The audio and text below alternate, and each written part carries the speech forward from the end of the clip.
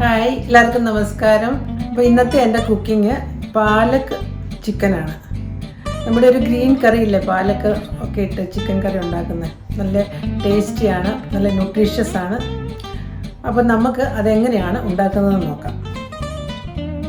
നമുക്ക് ഈ കറി ഉണ്ടാക്കാനായിട്ട് ഞാനിവിടെ ഇപ്പം 1 കിലോ ചിക്കനാണ് എടുത്തിരിക്കുന്നത്. ഇത് മീഡിയം പീസായിട്ട് കട്ട് ചെയ്തിട്ട് അല്പം മഞ്ഞളും കുരുമുളകും ഉപ്പും കൂടെ ചേർത്ത് മാരിനേറ്റ് ചെയ്ത് വെച്ചിരിക്കുന്നതാണ്. ഞാനൊരു 200 ഗ്രാം പാലൊക്കെ എടുത്തിട്ടുണ്ട്. അത് തണ്ടെല്ലാം കളഞ്ഞ് ക്ലീൻ ചെയ്ത് വെച്ചിരിക്കുകയാണ്. ഇത് നമുക്കിനി തിളച്ച വെള്ളത്തിലിട്ട് വേവിച്ചെടുക്കണം.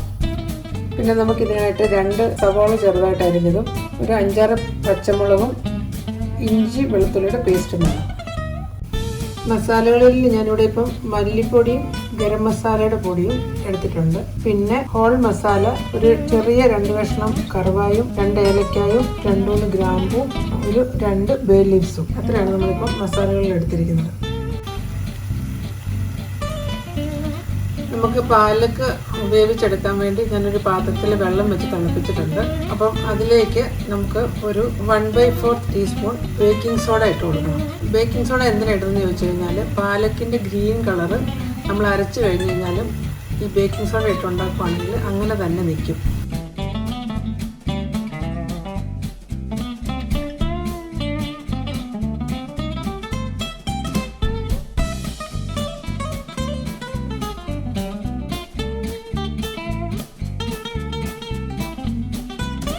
ബേക്കിംഗ് സോഡ ഇടണ്ട എന്നുണ്ടെങ്കിൽ വേറൊരു ടിപ്പും കൂടി ഉണ്ട്. വെന്ത് കഴിയുമ്പോൾ ഒരു പാത്രത്തിൽ ഐസ് വാട്ടർ എടുത്ത് വെച്ചിട്ട് അതിനകത്തോട്ടിട്ട് അത് തണുപ്പിച്ചാൽ മതി. അങ്ങനെ അത് കഴിഞ്ഞ് അരച്ചെടുത്ത് കഴിഞ്ഞ് കഴിഞ്ഞാലും ആ ഗ്രീൻ കളർ പോകാതെ കിട്ടും. ഇതിപ്പോൾ ഇവിടെ ആയിട്ടുണ്ട്. നമുക്കിതിൻ്റെ വെള്ളം ഊറ്റി കളഞ്ഞിട്ട് മാറ്റി വയ്ക്കാം. നമുക്കിനി ഇത് തണുക്കുന്നതിനായിട്ട് മാറ്റി വയ്ക്കാം. അത് കഴിഞ്ഞ് അത് അരച്ചെടുക്കണം. ഒരു പാൻ അടുപ്പിൽ വെച്ച് ചൂടായി കഴിയുമ്പോൾ എണ്ണ ഒഴിച്ചിട്ട് നമുക്ക് ഈ അരിഞ്ഞു വെച്ചിരിക്കുന്ന സവാള വറുത്തെടുക്കണം. സവാളയും പച്ചമുളകും കൂടി അങ്ങോട്ട് ഇട്ട് കൊടുക്കാം. സവാള ഒരു പകുതി മൂത്ത് കഴിയുമ്പോൾ നമുക്ക് ഇഞ്ചി വെളുത്തുള്ളിയുടെ പേസ്റ്റും കൂടി അങ്ങോട്ട് ഇട്ട് കൊടുക്കാം. ഇവിടെ സവാള ഇവിടെ നന്നായിട്ട് മൂത്തിട്ടുണ്ട്. നമുക്കിനി ഇത് തണുക്കാനായിട്ട് വെക്കാം. എന്നിട്ട് ഇത് അരച്ചെടുക്കണം.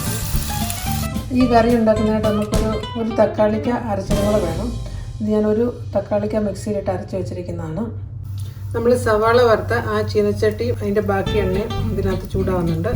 അതിൻ്റെ കൂടെ അല്പം എണ്ണ കൂടി ഒഴിച്ചിട്ട് എണ്ണ ചൂടായി കഴിയുമ്പോൾ നമുക്ക് ഈ ഹോൾ മസാല നമ്മൾ എടുത്ത് വെച്ചിരിക്കുന്ന അങ്ങോട്ട് ഇട്ട് കൊടുക്കാം.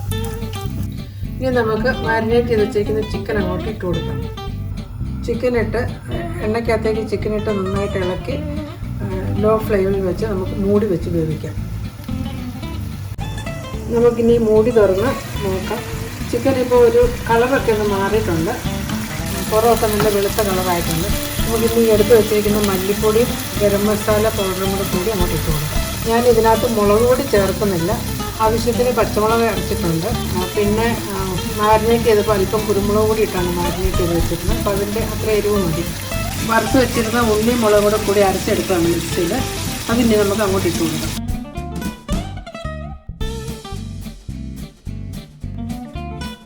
ഒരല്പം ഉപ്പും കൂടെ ചേർക്കുവാണ്.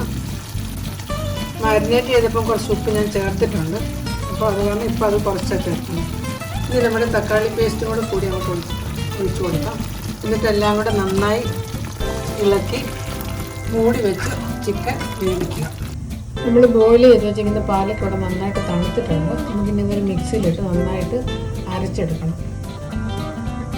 നമുക്ക് ചിക്കൻ വെന്തോല്ലോ എന്ന് നോക്കാം.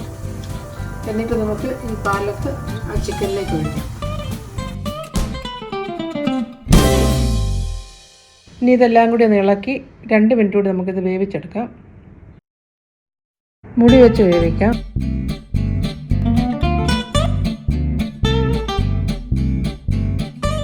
ഇപ്പോൾ ഏകദേശം 2 മിനിറ്റ് കഴിഞ്ഞിട്ടുണ്ട്. ഇനി നമുക്ക് ഈ മൂടി തുറന്ന് നോക്കാം. ഇത് കറി ഇവിടെ ആയിട്ടുണ്ട്.